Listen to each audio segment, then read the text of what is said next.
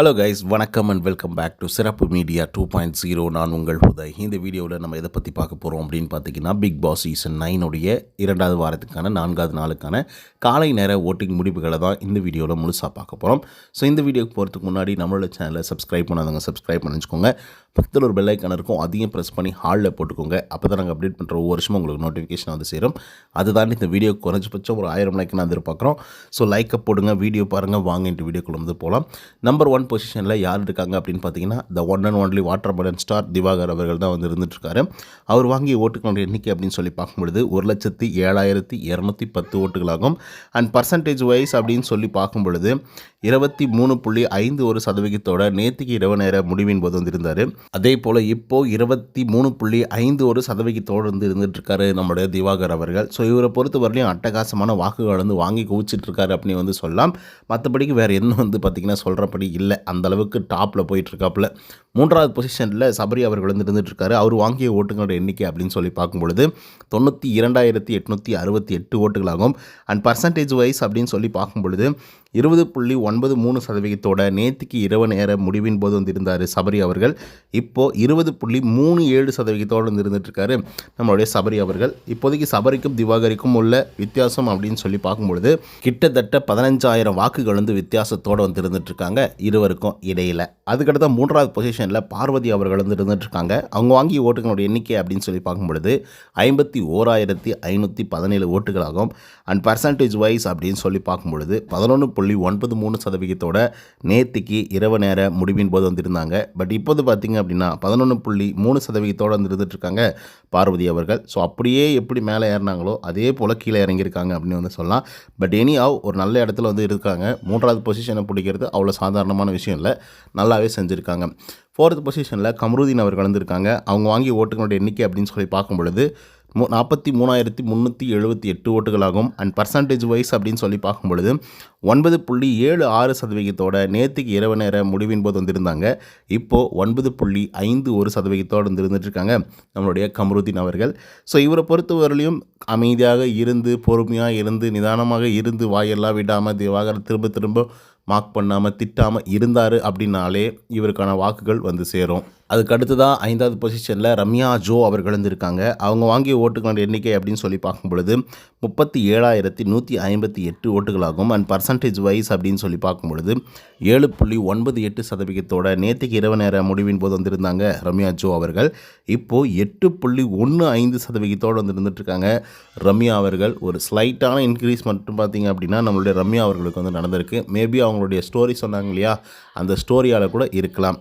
அதுக்கடுத்தா 6th பொசிஷனில் FJ அவர்கள் வந்திருக்காங்க. அவங்க வாங்கிய ஓட்டுகளோட எண்ணிக்கை அப்படின்னு சொல்லி பார்க்கும்பொழுது 31,605 ஓட்டுகளாகும். அண்ட் பர்சன்டேஜ் வைஸ் அப்படின்னு சொல்லி பார்க்கும்பொழுது 6.99% நேற்றுக்கு இரவு நேர முடிவின் போது வந்திருந்தார். பட் இப்போது பார்த்திங்க அப்படின்னா 6.93% வந்து இருந்துகிட்ருக்காரு எஃப்ஜே அவர்கள். ஸோ இதனாலலாம் பிடிச்சி வெளியே போடுறது ரொம்ப நல்லது. ஆனால் நேற்றுக்கு ஓரளவுக்கு சென்சிட்டிவான விஷயங்களை ரொம்ப சென்சிபிளாக வந்து ஹேண்டில் பண்ணார். பட் கொஞ்சம் குவைட்டாக ஹேண்டில் பண்ணியிருந்தார் அப்படின்னா நல்லா இருந்திருக்கும். 7வது பொசிஷனில் அப்சரா அவங்க வாங்கிய ஓட்டுகளோட எண்ணிக்கை அப்படின்னு சொல்லி பார்க்கும்பொழுது 31,339 ஓட்டுகளாகும். அண்ட் பர்சன்டேஜ் வைஸ் அப்படின்னு சொல்லி பார்க்கும் பொழுது 6.19% நேற்று இரவு நேர முடிவின் போது வந்திருந்தாங்க. பட் இப்போது பார்த்திங்க அப்படின்னா 6.87% வந்து இருந்துகிட்ருக்காங்க அப்சரா அவர்கள். ஸோ அதனால் ஒரு நல்ல வாக்குகள், அது மட்டும் இல்லாமல் நல்ல ஒரு முன்னேற்றம் வந்து பார்த்திங்க அப்படின்னா இவங்களுடைய வாக்குகள் வந்து நடந்திருக்கு அப்படின்னு வந்து சொல்லலாம். ஸோ இதுவே மிகப்பெரிய வெற்றியாக பார்க்கப்படுகிறது. 8வது பொசிஷனில் கெமி அவர்கள் வந்திருக்காங்க. அவங்க வாங்கிய ஓட்டுகளோட எண்ணிக்கை அப்படின்னு சொல்லி பார்க்கும்பொழுது 30,617 ஓட்டுகளாகும். அண்ட் பர்சன்டேஜ் வைஸ் அப்படின்னு சொல்லி பார்க்கும்பொழுது 6.48% நேற்றுக்கு இரவு நேர முடிவின் போது வந்திருந்தாங்க. இப்போ வந்து பார்த்திங்க அப்படின்னா 6.73% வந்து இருந்துகிட்ருக்காங்க கெமி அவர்கள். ஸோ இவங்களுக்கும் ஒரு சரியான முன்னேற்றம் வந்துட்டுருக்கு அப்படின்னு வந்து சொல்லலாம். பட் எனிஹவ் இப்போதைக்கு இவங்களும் டான்சர் ஜோனில் தான் வந்து இருந்துகிட்ருக்காங்க. ஏன்னா அரோரா அவர்களுக்கும் இவங்களுக்கும் பெரிய அளவில் வித்தியாசம் வந்து இல்லை. அந்த வித்தியாசம் வந்தால் மட்டும்தான் இவங்களும் சேஃப் ஜோனுக்கு வந்து வருவாங்க. அதுக்கடுத்து தான் 9வது பொசிஷனில் அரோரா சிங்குலர் இருக்காங்க. அவங்க வாங்கிய ஓட்டுகளோட எண்ணிக்கை 30,187 ஓட்டுகளாகும். அண்ட் பர்சன்டேஜ் வைஸ் அப்படின்னு சொல்லி பார்க்கும்பொழுது 6.39% நேற்றுக்கு இரவு நேர முடிவின் போது வந்திருந்தாங்க. அதே போல் இப்போது 6.62% வந்து இருந்துகிட்ருக்காங்க அரோரா, சிங்குலர் அவர்கள். ஸோ இப்போது இருக்கக்கூடிய நிலவரத்தை வந்து நம்ம பார்த்துட்டோம். யார் யார் எந்தெந்த பொசிஷனில் இருக்காங்க, யார் எவ்வளோ ஓட்டிங்ஸ் வந்து வாங்கியிருக்காங்க, யாரெல்லாம் மேலே போயிருக்காங்க, யாரெல்லாம் கீழே வந்திருக்காங்க அப்படிங்கிறதெல்லாம் பார்த்தோம் இல்லையா? ஸோ இதில் உங்களுக்கு பிடிச்ச கண்டஸ்டன்ட் யார், உங்களுக்கு பிடிச்ச ஆட்கள் யார், ஏன் எதுக்கு அப்படிங்கிறத கமெண்ட்ஸில் வந்து பதிவு பண்ணுங்கள். ஸோ அதெல்லாம் தாண்டி இன்னும் நிறைய விஷயங்களை வந்து டிஸ்கஸ் பண்ண வேண்டியதாக வந்து இருக்குது. அதில் முதல் விஷயம் என்ன அப்படின்னு பார்த்தீங்கன்னா அப்சரா. ஸோ அப்சரா வந்து பார்த்திங்க அப்படின்னா இந்த வாரத்தோட தொடக்கத்தில் ஆரம்ப காலகட்டத்தில் ரொம்ப ரொம்ப மோசமான வாக்குகளை வந்து வாங்கியிருந்தாங்க. சொல்லப்போனால் கடைசி பொசிஷனில் இருந்தாங்க. இந்த வாரம் எப்படி இருந்தாலும் இவங்கள தானே தூக்க போகிறாங்க, எப்படி பார்த்தாலும் எப்ஜேவை தூக்க மாட்டாங்க, அதே போல் அரோராவையும் தூக்க மாட்டாங்க, கெமியும் தூக்க மாட்டாங்க. ஸோ அது மட்டும் இல்லாமல் அப்சராவுக்கு பெருசாக ஓட்டிங்ஸும் வந்து வராது அப்படிங்கிற மாதிரி வந்து யோசிச்சுட்டு இருந்தேன். பட் எனியோ இந்த வாரத்தோட தொடக்கத்தில் கடைசி பொசிஷனில் இருந்து போராடி மறுபடியும் வந்து 8th பொசிஷனுக்கு வந்து இப்போ 7th பொசிஷனுக்கு தள்ளப்பட்டிருக்காங்க.